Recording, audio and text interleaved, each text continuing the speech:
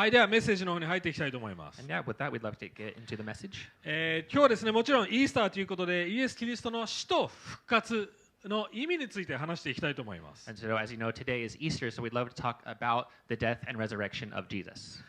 マタイの福音書26章36節から46節を読んでいきたいと思います。And the passage we're going to read is Matthew 26, 36 through 46. いつも通りですね、日本語だけを読みますので、英語を喋る方はスクリーンを見るか、できれば自分の聖書を開いて一緒に見てほしいなと思います。And always we're going to be, as always, we're going to be reading in Japanese only. So if you're an English speaker, you can either follow along on the screen here or in your own Bible. And actually, we recommend your own Bible more. では36節。それからイエスは弟子たちと一緒にゲッセマネという場所に来て、彼らに私があそこに行って祈っている間、ここに座ってなさいと言われた。そしてペテロとゼベダイの子2人を一緒に連れて行かれたが、イエスは悲しみもだえ始められた。その時イエスは彼らに言われた。私は悲しみのあまり死ぬほどです。ここにいて私と一緒に目を覚ましていなさい。それからイエスは少し進んでいってひれ伏して祈られた。我が父よ、できることならこの杯を私から過ぎ去らせてください。しかし私が望むようにではなく、あなたが望まれるままになさってください。それからイエスは弟子たちのところに戻ってきて、彼らが眠っているのを見、ペテロに言われた。あなた方はこのように1時間でも私と一緒に目を覚ましていられなかったのですか。誘惑に陥らないように目を覚まして祈っていなさい。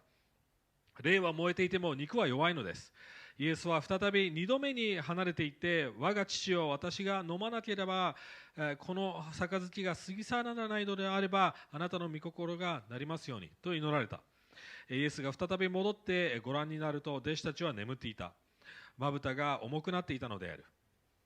イエスは彼らを残して再び離れていき、もう一度同じ言葉で3度目の祈りをされた。それからイエスは弟子たちのところに来て言われた。まだ休んでいるのですか。見なさい、時が来ました。人の子は罪人たちの手に渡されます。立ちなさい、さあ行こう。見なさい、私を裏切る者が近くに来ています。はい、今日ね、イースターということで、イースターって何だろう、そういう話をしていきますって先ほど言いました。So today we want to talk about just, Easter. What is Easter? ね、イースターの意味は復活祭、要は新しい命、復活、そのような意味になります。And so Easter, as it kind of in Japanese, it's more like resurrection holiday or resurrection festival, is kind of this idea, celebration of new life. 新しい命があるっていうことは、要はその前の状態は死んでいたっていう状態になると思いますよね。And so if you have this celebration of new life, the idea of new life has to imply that you must have been dead before that. 要は復活祭を語るなら死を語っていかなくちゃいけません。And so if we're going to talk about resurrection, we first have to talk about death. 良い知らせを理解したいなら悪い知らせを理解しなくちゃいけません。So if you want to talk about good news, you have to talk about what is the bad news before that. 救いっていう概念を理解したなら何から救われなくちゃいけないのかっていうことを理解しなくちゃいけません。If we're going to talk about salvation, you have to talk about what are we being saved from. なので今日3つのポイントでそれをやっていきたいと思います。So we want to talk about that today in 3 points. まず最初ね、復活というものは闇と悪からの勝利ということを話していきます。And the first point is victory over darkness and evil. また最後の誘惑への勝利、それが2つ目です。And the second point is victory over the last temptation. そして勝利につながる死という概念です。And then the last point is death that leads to true victory. はい、最初のポイント。So the first point. このゲッセマネっていう場所、一節に出てきましたよね。それはガーデン、庭だって言われていました。And so we see that there's the Garden of Gethsemane that comes out in the first verse that we read, and this, it's like a garden is the idea. 実はそのゲッセマネ、要は暗く、苦しく、裏切りがあり、そのようなもうダークなイメージがありますよね。And as it's depicted, it's very like this dark. It's filled with suffering and anguish, and Jesus is betrayed soon after. 実はこのゲッセマネの園っていうものはエデンの園と対照的なシンボルになっています。And this Garden of Gethsemane is actually kind of like a contrast to the Garden of Eden. 覚えてますか？創世記ガーデンのエデンの園。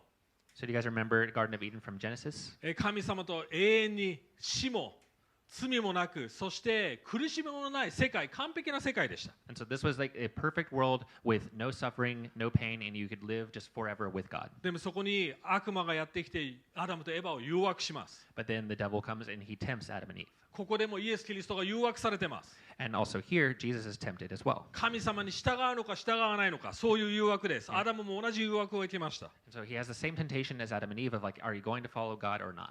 このゲッセマネの象徴は神の裁き、神の怒り、そして争い、葛藤、そういう象徴があります。And so there's all of this kind of symbols and imagery in the Garden of Gethsemane of all of this frustration with like, oh, what am I going to do? I'm being tempted, like I'm just struggling. ここにキリスト教のなぜキリスト教じゃなくちゃいけないのか、なぜキリストというその宗教が唯一の宗教なのか、そこに意味がたくさん載ってます。And there's a lot of kind of important meaning that's kind of talked about here about like why Christianity, like why do I have to pick this one specific religion to follow? なぜ神が苦しんで死ななくちゃいけなかったんでしょうか。You know, a lot of people wonder like why did God have to suffer for us? それを理解することがすごく重要です。And I think understanding that is very important. イエス・キリストはこれから裏切られます。And so going on from this point in the story, Jesus is then betrayed. でもなぜ裏切られるんでしょうか。 But why was he betrayed? それは神様が裏切られたということを象徴しています。And it's supposed to be a symbol to represent that God was also betrayed by us. 皆さんこう考えたことありませんか。 So have you guys thought about this before? もし人間が神を裏切る、神に従わない、それが全知全能である神が分かっていたなら、なんでわざわざ人間を作ったんだろうって思いませんか。 So you guys ever wonder like if God knew that humans would betray him, like why would he make them in the first place?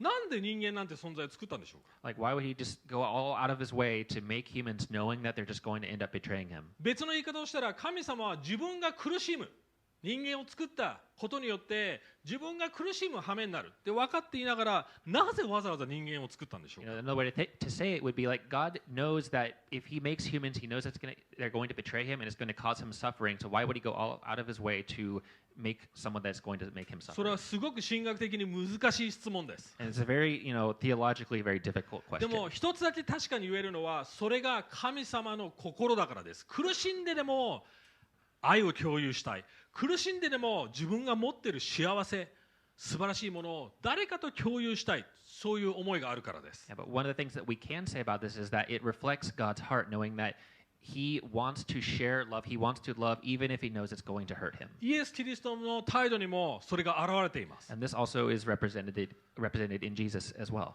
イエス・キリストはこれから友達に裏切られるわけです。 Because Jesus is also then betrayed by all of his friends.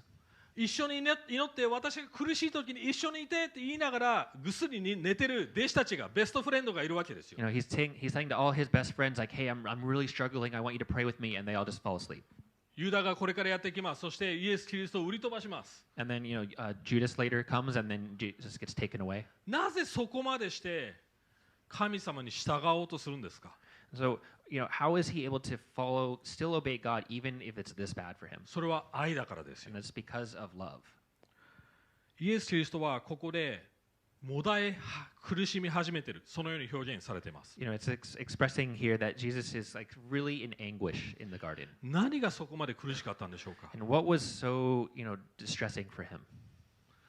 主に2つ苦しみがあったと思います。 I think there were kind of two main things that were really hard for him. それはまず十字架という刑の苦しみです。 And so the first one was like the actual kind of punishment of the cross. 皆さんこれちょっとグラフィックになりますけども、むごいことですけども重要なので説明します。十字架の意味です。 And so we're kind of talk more about the actual cross and like the actual kind of death punishment that was, and it's kind of more graphic, but I think it's really important. So we're going to 十字 talk 架 about の刑というものはその当時一番むごい刑、罰って言われてまし it. た。 Yeah. So at the time period, then death by crucifixion was kind of like the worst possible, like most graphic, most painful way to die. その起源、そのオリジンはアッシリアや、ペルシャという帝国が昔文化的にやってた行いでした。 And it kind of has its roots in what the Assyrian and Persian empires did in the way that they would punish people. 串刺しの刑って言って、要は木で棒で突き刺して人の真ん中突き刺して、そして囚人たちや犯罪人を吊るしておく、そして見せしめにする、そこから始まりました。 And so it started when these empires would take prisoners or criminals, and they would basically like stab them with a stick and have like basically hold them up with that stick and have that as like a way to kind of show around to everyone else like, hey, this is what's going to happen. それだけでも恐ろしいですよね。 And so like just kind of being like stabbed and speared and just hung up like that, that's already kind of scary enough in the first place. でもローマ帝国はその後完成させました、その刑を。 But then the Roman Empire took that idea and they perfected it. どういうふうに完成させたんでしょうか。 And how did they perfect it? 皆さん串刺しにされて吊るされたら一瞬で死にますよね。 So, with the other way, if you're just kind of stabbed immediately and hung up like that, you're going to pretty much die pretty quickly. でもこの十字架の刑というものは長い間苦しみながら死んでいく、そういう刑でした。 But the Romans perfected it in a way that you would basically suffer for a really long time and then die. 何をするかというと、皆さんが知る通りに手がストレッチされます。 And so, if you've seen like the cross, like your hands are first stretched out. でも手を伸ばすためにまず肩を脱臼させるんです。 And then what they do is they kind of dislocate dislocate your shoulder. 両 To do 方 that. とも。そして脱臼した状態で手を打ちつけるか、特にここだと言われています。手首を打ちつけるか、または縛ることをします。 And so, in order to dislocate you, to hang you up like that, they're either going to like tie your wrist or like pierce through right here. そして膝を少し曲げるんです。 And then they also kind of bend your knees a little bit. そして足を交差させて、そこにも釘を打ちつけて、こういう状態にさせます。 And then they cross your legs over, and then they nail through both of the legs at the same そ time. うすることで肺が押しつぶされるんです。 And so when you're in that state, your lungs are completely like crushed and collapsed. そしてこういう状態は息ができない状態です。 And you're like leaning over so you can't really breathe at all. だから息をするために自分の体を起こしてでそれをさせるんです。 And so it forces you to have to like put all of the weight on the parts where you're like stabbed and it hurts to like lift up yourself and to be able to breathe. でも恐ろしいのがすぐ死にたくても死ねないんです。 And so the scary thing is that even if you want to hurry up and die, you can't. 息をするために激痛が走ります。 Because anytime you try to breathe, it just like is so like stinging and painful. それだけではなく、まずすっぱだかにされます。 And then so it's not only that, you're also just stripped naked. でキリスト教のそのなんか絵とかではなんか被ってますよね。それが本当はない状態です。 Yeah, so they always kind of show Jesus, wearing a little like loincloth thing, but he actually probably didn't have that. でもあまりにも痛いので、いろんなものが出てきます。 And it just hurts. Everything just hurts so much that all of the things will just come out of you. 要は目の前で群衆の目の前で恥をかいて苦しんでいる状態です。 And so you're doing this in front of like the whole army and in front of everybody, and you're just like it's just like a very shameful way to die. 鳥がやってきます。 So you're just kind of like, and then the birds will come onto you too. もちろん血を流しているのでつつかれます。 And so they'll kind of pick at you also because you're bleeding everywhere. 歴史的には最高で3日間生き延びた人もいるそうです。 And apparently, kind of according to history and the records that they have, there's people who were like in that state for like up to 3 days. They were just staying there. 犯罪人ならある意味わかるかもしれません、この刑。それでもむごいですけども。 And so it's still really intense, but you might be like, okay, I get that for like a really bad criminal or something. でもイエス・キリストは何の罪もない、犯罪を犯したことない。でもその苦しみを通る寸前の場面だったんです。 But Jesus, he never sinned, he never committed the crime, he never did anything wrong, but he is going to be facing this kind of punishment, and we're talking about the moment right before he goes to that. それだけでも恐ろしいのに、でも2つ目の十字架の意味があります。 And so all of that was the first thing that he was afraid of about the next thing, but there's one other thing that he was also very それ in は anguish about. 39節と42節に書いてある杯、イエス・キリストが言ってましてね、この杯をどうか飲まなくていいようにお願いしますって言ってます。 Yeah, and that's where it says in verse 39 through 42, where he's saying, like, please let this cup pass from me. どういうことでしょうか。 So what does he mean by that? その当時杯を飲むっていうことは自分の運命を受け入れる、宿命を受け入れる、そういう意味がありました。 And so this idea of like having a cup come to you is basically a symbol of accepting your fate or your destiny. 僕がこの準備をしている時にジョノがですねコメントで送ってきて、これってアニメのフェイト知ってます皆さん、フェイトそれと同じ概念じゃって言ってきたんですけど、ごめんなさい、オタク的な、ね、情報ですけども、まあそれにつながっています。 Yeah, so for all of the otakus out there, when I was preparing this message, Jono was like, hey, this is kind of like in the Fate series where they have like this cup apparently and they like do the same thing. It's, yeah, fate. でもじゃあ自分の宿命を受け取るってどういうことなんでしょうか。 But what does it actually mean to like accept your fate? 私たちの宿命は何ですか。神に逆らって神に従わず罪を犯していったので、私たちの宿命は滅ぼされ、裁かれ、死んでいく宿命です。それが人間です。For us, for humans, our fate, because we decided to disobey God, to go against what He had for us, then we are then destined to be destroyed, to be punished because of that. でもイエス・キリストの本来の宿命は神として人類の代表者として何の罪もない人間として永遠に生き幸せになることですよね。But for Jesus, his fate originally was he was like the head of humanity. He was created to live in eternal glory with God. でも今このイエス・キリストはここの場面ではイエス・キリストの宿命は私たちの罪のために死ぬっていう宿命です。But the fate that it's talking about here is that it's Jesus' fate to take on our fate instead and die in our place. 本来私たちが受け取る宿命、フェイトをイエス・キリストがその杯、私たちの代わりに飲もうとしている、受け入れようとしているわけです。Because Jesus is taking this cup that is supposed to pass to us, and He's taking it on Himself instead and drinking that in our place. 皆さん、ヤクザ、今この時代はあんまりですね、いない人たちですけども、ヤクザには杯を交わすっていう概念がありました。So maybe you guys know, like in the Yakuza, if Mafia, you know, in the mafia, yeah, they have this thing where they kind of pass around like a cup. その杯を交わす意味2つ大体ありました。And there's kind of two main meanings that they have for this. まず杯を交わすことで、家族、兄弟になります。ブラッドブラッド、血と血をね、一緒に共有する、要は家族、自分のものになるっていう、その親分のものになるってことですよね。And so the first one is kind of like something that represents like you're part of this family, you're like you're same blood as us, and so like if you're part of like the mob boss's family, if you get the cup passed to you. 要はいい人材がいたらもう唾をつけとくって言い方をしますけども、こいつをもう所有しておくっていうそういう行動だったんです。まず。And so they'll have like a phrase of like putting like your spit onto it or into it, and it just is kind of representing that you're like a part of that group of that family. でも2つ目の意味は不条理を飲み込む、そういう意味があったんです。Yeah, but it also has this other kind of meaning of like accepting or just like taking in like the irrationality or absurdity of whatever's in that situation. どういうことかというと、親分が白といえば白。それがたとえ黒でも白って受け入れなくちゃいけないということなんです。You know, so if the mob boss says like, "Hey, that's white," even if it's not white, if it's black, you have to just take it as white no matter what. ボスがそれが正しいって言ったらそれが間違ってても正しいって受け入れるっていうことなんです。You know, if the mob boss says, "Hey, that's right," even though that you like know it's wrong, you have to just take it at what he says as that's right. イエス・キリストは私たちの不条理を飲み込もうとしてるんです。So this is what Jesus is doing for us. He's taking in just drinking our irrationality and our absurdity. 私たちは神様が正しいって言ったことを間違ってるって言い始めました。So you know, like even though God is right, we started to say that no, that's wrong. 神様が白だって言ってるものを私たち黒って反抗し始めまし You た。 know, even though God has declared that this thing is white, we're like, no, I think it's black.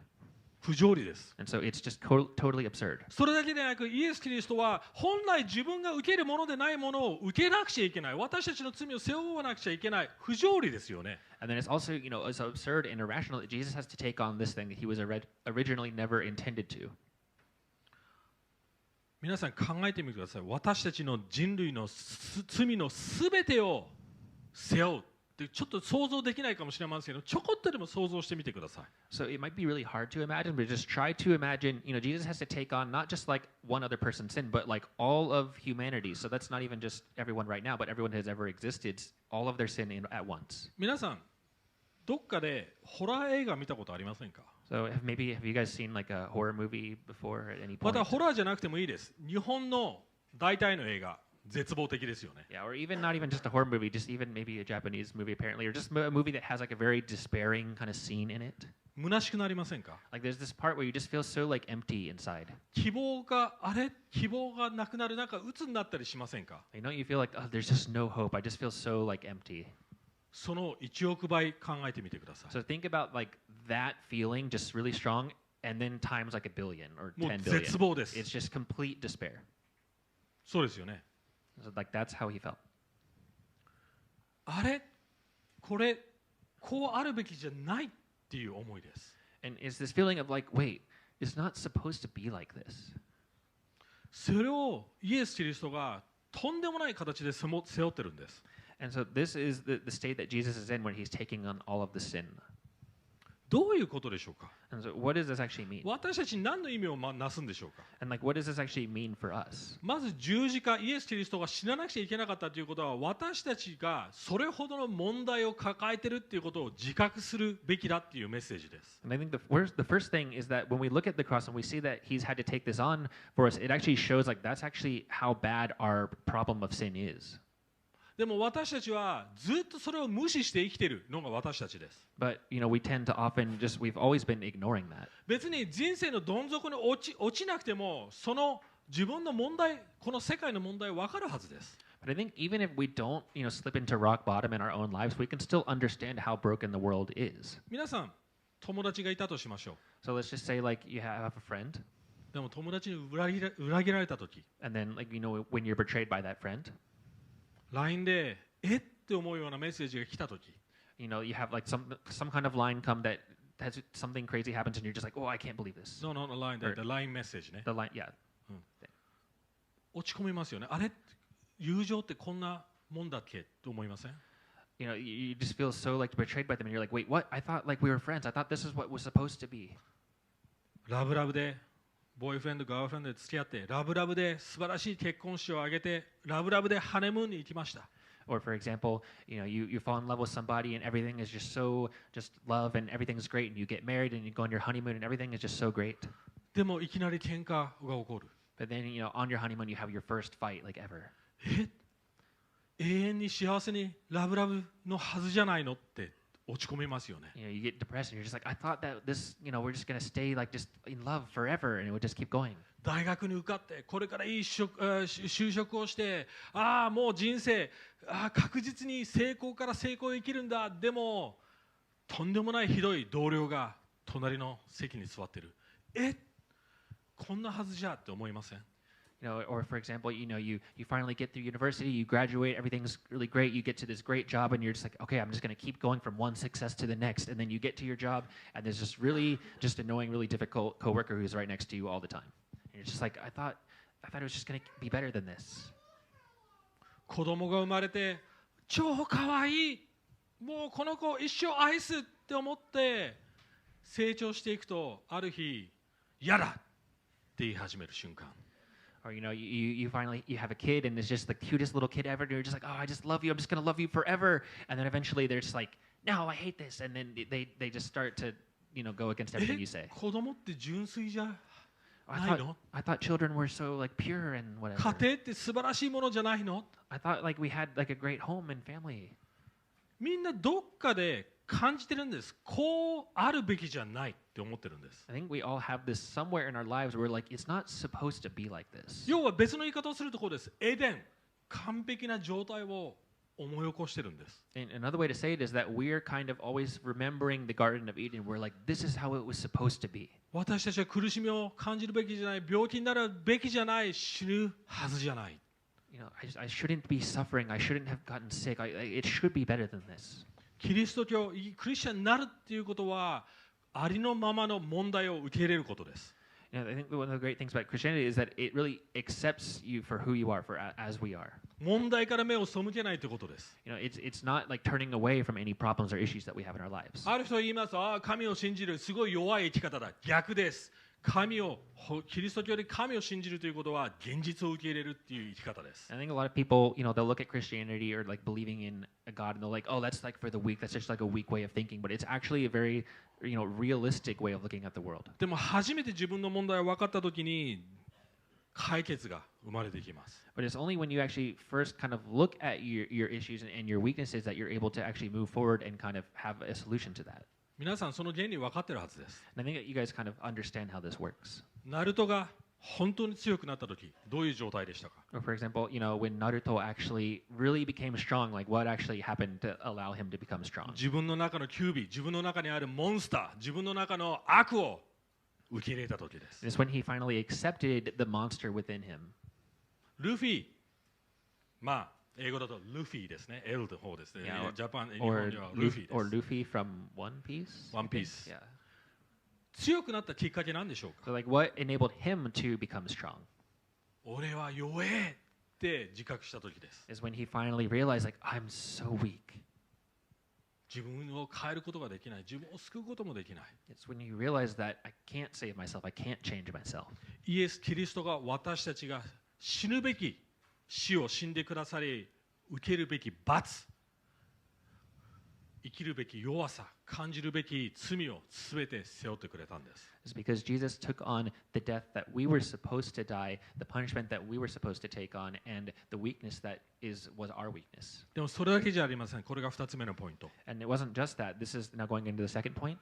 それは私たちが打ち勝つべき誘惑を乗り越えてくれたってことです。And he also overcame the last temptation that we were not unable to. 先ほど言いました。これはエデンの園と対照的だって言いました。So as we said earlier, the Garden of Gethsemane is like a contrast to the アダ Garden ム of とエヴァ Eden. も悪魔の誘惑に遭いました。And Adam and Eve, they both encountered temptation in the garden. アダムとエヴァはどんな誘惑を受けたんでしょうか。 But what kind of temptation was that? それは神様がこういった誘惑でした命令でした。 And it was that God gave them this one specific command. 神様はこういう言い方をしました。アダム、エヴァ、ね、このすべての木から食べていいよ。でもね、これだけ、一つだけ、この木からは食べないでね。命令一つだけです。And he gave them, he gave them one rule, one command, and he said, "All right, you guys, there's all these trees in the whole garden. You can eat from any of them. Go for it. Just any tree that you want, except there's one tree over here. That's the one tree you cannot eat from. 皆 That's さん、 it. That's め the ちゃ only くち rule." ゃ簡単な命令ですよね。一つだけ従ってください。That's the only. If you're imagining, like in your whole life, you have that one rule. Besides that, you can do whatever you want. That seems like pretty easy, right? アダムとエヴァは神様を信じていました。信頼していました。 And Adam and Eve, they believed God at first. They just, okay, cool, I'll do that. でも悪魔が来てこういう言い方をするんです。 But then the devil came and he said it like this to them. 神様、この木全部から食べちゃいけないのって言ったでしょって聞くんです。 And he came and he said, like, hey, didn't God say that you can't eat from any of these trees? めちゃくちゃほぼ合ってますけども、すごく違うニュアンスです。 So it's kind of right, but it's also like kind of wrong, and like there's a different nuance that he kind of puts a spin on it. 神様は全部いいよ、でもこれだけダメねって言いました。 Because God said, hey, all of these are okay except for just this one. でも悪魔は全部ダメなのって言ったんです。 And then the devil comes and he's like, he said you can't have any of it? 何が変わったんでしょうか。 So what changed here? 僕よくこういうストーリーを使います。こういうふうに考えてみてください。これはシンクレア・ファーガソンという有名な牧師が言った例えですけども、ある男の子がお父さんと一緒にトイザラス、トイザラス現代ないのでおもちゃ屋さんに行ったとしましょう。ビッグカメラでも何でもいいです。 Okay, so there's kind of a story that I have that Sinclair Ferguson used that's really helpful to understand this. But say, for example, there is a father who takes his son to a toy store. It can be any kind of toy store. He takes him to a store. 誕生日でもクリスマスでもいいです。とにかく、ね、息子とお父さん、おもちゃ屋に行ったら何か買ってもらえるって思いますよね。 And so, it could be Christmas, if his birthday, doesn't matter. But the premise is that they're going to the toy store, and the son is expecting, oh, I'm going to be able to have him buy anything that I want for me. だから息子がもう張り切ってもうおもちゃ屋さん全部を回っていきます。お父さん見て、新しいプレステのゲームだよ、レゴだよ、いろんなおもちゃを持っていきます。 And so he goes around the store and he's like, oh, cool, like, Dad, look at this, I found a new PlayStation, or look at this toy, check out all these toys, they all look so cool, I don't just want to choose. ね、その男の子の心の中で、この中から何でも買えるんだ、何でもっていうのが鍵です。 Yeah, and the premise that the little boy has in his head is that any of these are okay, like whatever I want, he will buy it for me. でも1時間経って最後じゃあ選ばなくちゃいけないって時になりました。 So then he goes around for an hour or so and he's like, okay, I looked at all the toys, now it's time to choose which one do I そ take. してお父さんのところに戻ってきました。 And he goes back to his father, でもお父さんこう言うんです。 and then his father says, 全部見たか？ so you looked at them all? うんって。 Yeah. 息子よ。 Yeah, okay, son. お前に言いたいことは、 So the thing I want to say to you is, この中のどのおもちゃもお前には与えない。 so I'm not going to give you any of these toys. 家に帰ろう。 Let's go home. そう言われたら皆さん、もし皆さんがその息子だったら、男の子だったらどう感じますか？ So for you guys, if you were in this little boy's position, how would you feel? 何でも買えると思ってたのが何も買えないと思った時。You thought you could buy anything, you could get anything you want, and then you finally realized you can't have any of it. お父さん信頼できますか？ Would you be able to trust your father in that moment? もう信頼できなくなると思いま I don't す。 think you'll be able to trust him anymore if you hear that. シンクレア・ファーガソン先生は私たちの中に起こったことは似たようなものだって言いました。 And Sinclair Ferguson is saying in the story that a similar thing has happened in our hearts. 今まで神様に信頼して神様が何でも良いものを正しくくれると思ってたのに、いきなり神を信頼できないって思い始めたんです。 Because, at one point we thought that we could just enjoy anything that in this world that God's made, and then we have to this point where we're like, oh, God doesn't want me to have anything, and now I can't trust Him at all. アダムは従って、私に従いなさい、生きるために、死ななくていいために従ってって神様言いました。 And God said to Adam, you need to follow these rules that I have for you in order to live. でもイエスは逆の立場だったんです。 But for Jesus, his situation was actually the reverse. 神様イエスに言いました。私に従って、でもね、あなたが死ぬためにって言ったんです。 Because God said to Jesus, you need to follow my rules so that you die. イエスはアダム以上に神に従ったんです。 Because Jesus he obeyed God even more than Adam was supposed to. アダムは神の命令に従う、それを信じる理由いくらでもありました。 Because Adam actually had kind of reasons to believe. でもイエス・キリストは自分が損してでも、自分が全てを失ってでも、神から切り離されてるって分かって、切り離されるって分かっていながらも、神に従うことを選んだんです。 Because Jesus actually didn't have reasons to believe, to follow, and to obey, because actually all of them would cause in his suffering and result in him actually losing things, but he still then chose to obey God anyways. なぜそれをしたんでしょうか。 So why did he do that? 私たちがあたかも従った人間かのように神に見てもらうためです。 And it's because he wanted to have us to be seen by God in the same way that he lived. He wanted us to be able to be seen as righteous by God. エデンに戻るためです。 So that we could go back to this Garden of Eden. 宗教とキリスト教の違いはここにあります。 And this is where the difference between Christianity and religion is. 宗教はこうです。神様、あなたから何かをもらうために私は従いますです。 Because in religion, it's like, okay, I think, God, I will follow because I think I can get this from you if I follow you. でも、キリスト教はもうすでに私は従ったものと思われているから、正しいことだから私はあなたに従います。要は、損得の問題じゃないんです。 And so in Christianity, there's no kind of like, you're trying to like gauge how much you can get or lose based on if you follow or not, because everything has already been followed and obeyed perfectly for you, so it's out of relationship because you want to obey. 日本人はこう思うかもしれません。でもなんでアダムのせいで、ね、罪が来たのに私が責任を取らなくちゃいけないのと思うかもしれません。 But then you might think, especially maybe Japanese people might think like, well, okay, so Adam messed it up for the rest of us. Why do I have to deal with all this problem that some other guy caused? 皆さん、連帯責任って言葉知ってますか？ But do you guys know maybe this word rentai sekinin? It's like collective responsibility. 日本人知ってるはずです。 I think if you're Japanese, you should know that. 最近いろんな会社が不正をします。 So, recently there's a lot of companies that they'll do some kind of bad thing in their workplace or in その society. 不正が発覚するためにニュースに出ます。 And that injustice gets discovered and it shows up on the news somewhere. で、必ず社長や CEO がすいませんでしたって、記者会見してます And よ then you ね。 have the CEO is going to come out and they have to make this big formal public apology on the news. 部下や製造の部署のせいでも社長が謝るんです。 And so, even if the injustice was caused by one of the subordinates, like the CEO is still the one who comes out and apologizes for なぜでし everybody. ょうか？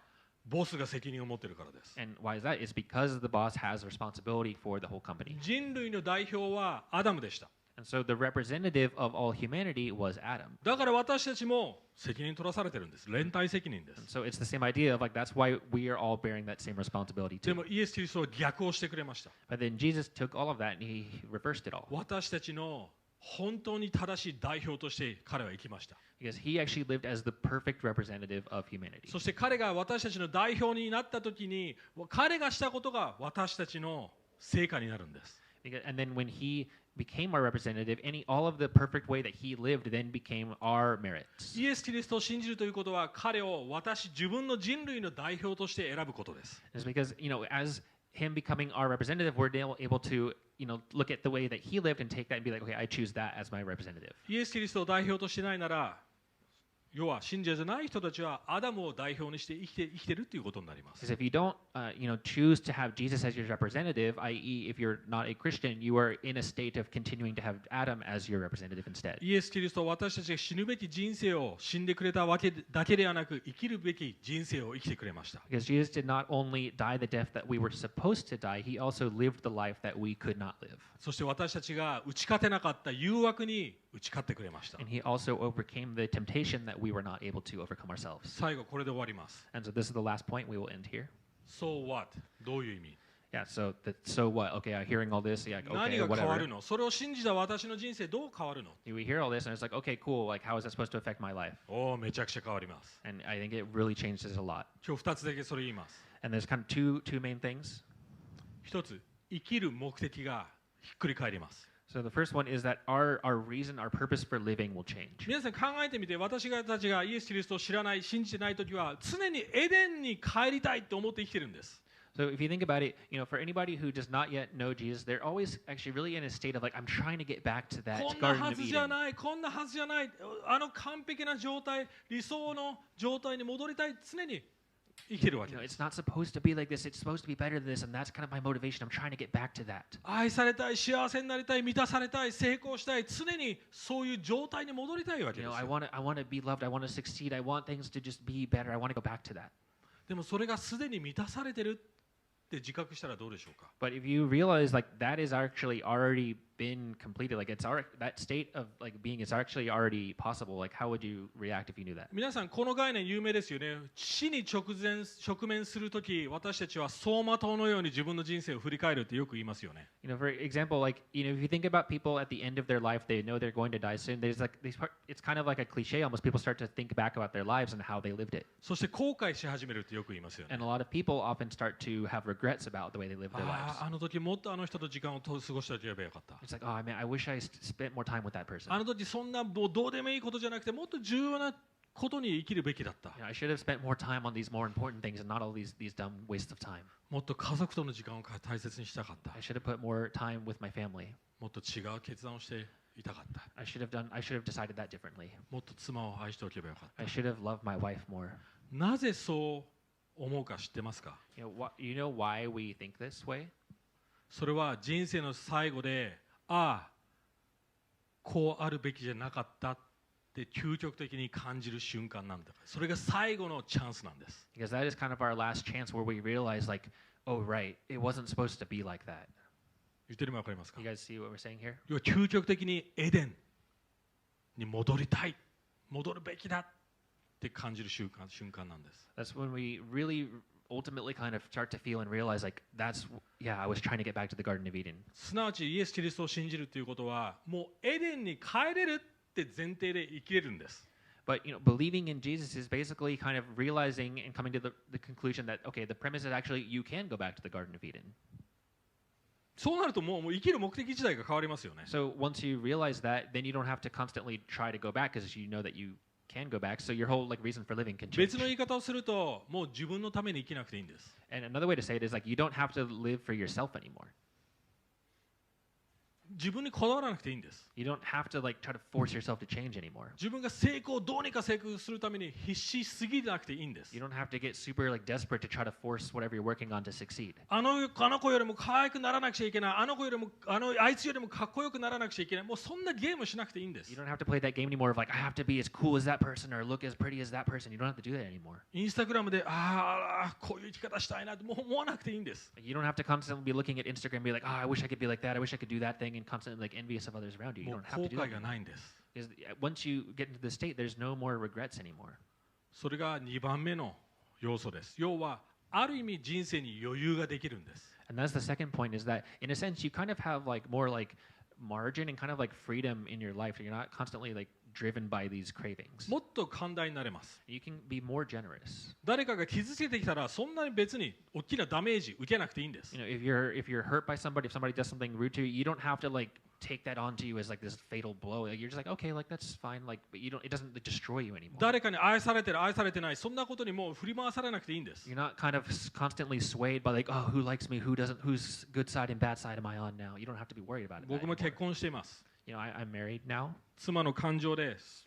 それが変わりますよね。And of course, like, my wife's emotions will change and go up and down and stuff. 昔の僕はもう妻が自分に対して怒ってたらもう絶望でした。ああ、もうダメだ。In the past, if she was like angry at me, I would just go into complete despair of like, it's over.